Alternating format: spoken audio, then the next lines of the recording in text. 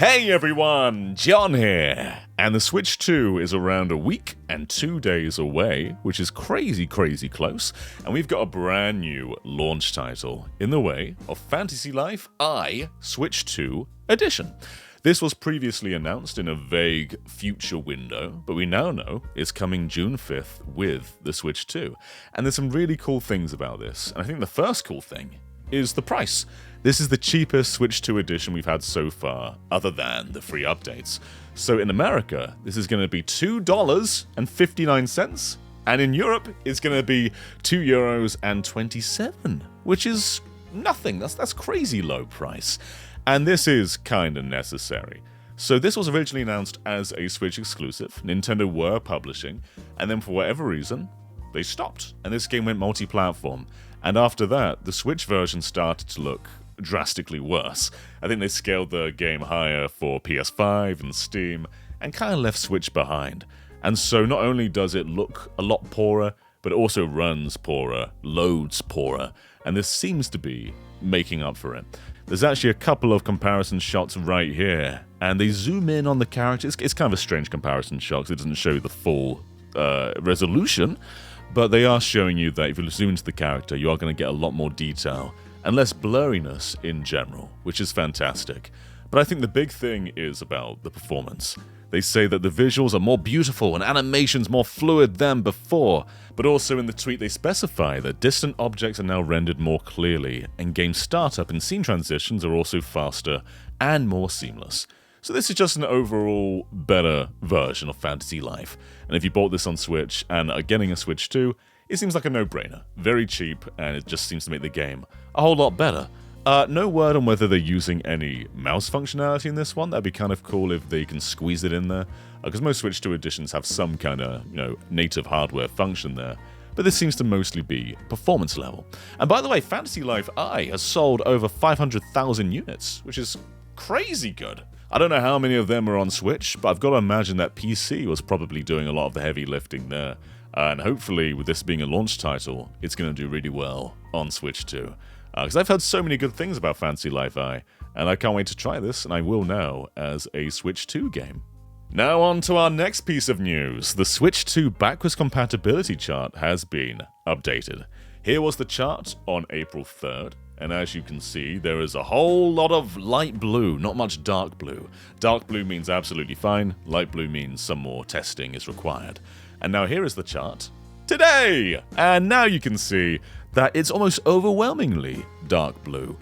There are thousands upon thousands of Switch games to test, and there are still going to be some that are ongoing. They say that some will be ready for launch, other ones need a bit more testing time. So hopefully it gets to a point where everything is pretty much dark blue, but they have to wade through a lot of games to test to make sure they all work. And there are still a few notable games that aren't working right now. So these are the games that are planned to be resolved by launch or shortly after, and there's a few Neo Geo ones in there. There's a Batman game. Doom Eternal's a pretty big one. Let's keep going. Fitness Boxing, that's a Nintendo published game. That's one of the only Nintendo published games that doesn't work. Jackbox, there's a few fairly large ones in there, but probably not the megatons. If we were to go into games with startup issues, though, you're going to start noticing a few megatons in there.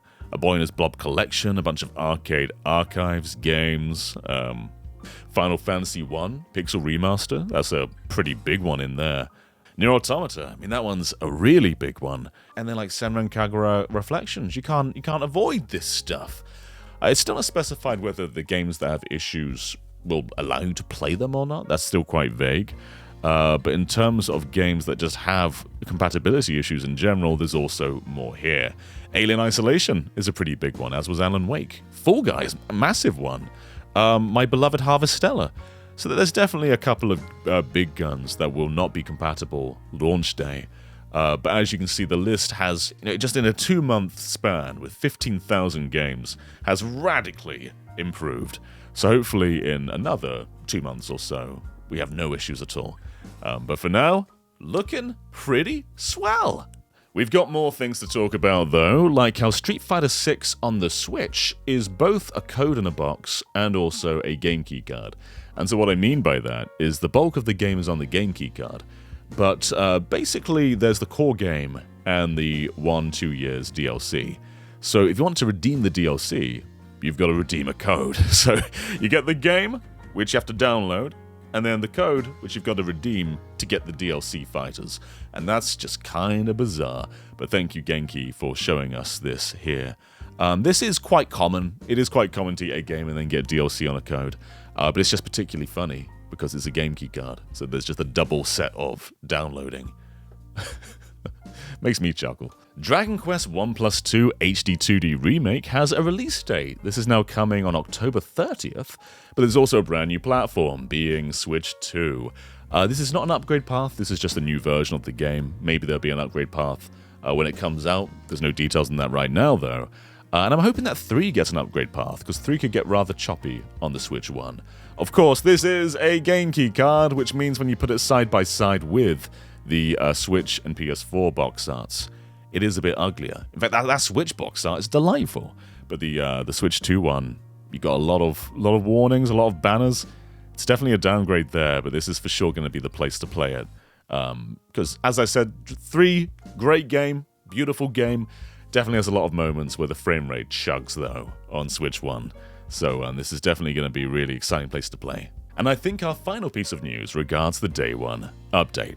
So previously Nintendo said they weren't sending out Switch 2 units to reviewers, to press, because there's a crucial Day 1 update. And this has been detailed now. It enables microSD cards, and by which I mean the microSD Express cards, so you can't expand your storage and have it recognized without updating. And that may sound weird, but Switch 1 does the exact same thing. Now, is this update big enough to warrant not sending it to press? No, it's not. With Wii U, there wasn't even an operating system to begin with. So they've definitely done worse, and that feels like an excuse. But if you are going to upgrade your storage, you're going to need some internet, alright? So make sure you're on the Wi-Fi, okay? And I think that's all the news for today. Very cool to have a brand new launch title, and that's legitimately one I really want to play. Dragon Quest 1 and 2 HD 2D on Switch 2, brilliant as well. Just lots of pretty good things in this one. So let us know what you think down below. And thank you so much for watching, and we will see you so soon with more Switch 2 stuff, including the Switch 2 itself, in around a week's time. Bye-bye, everyone.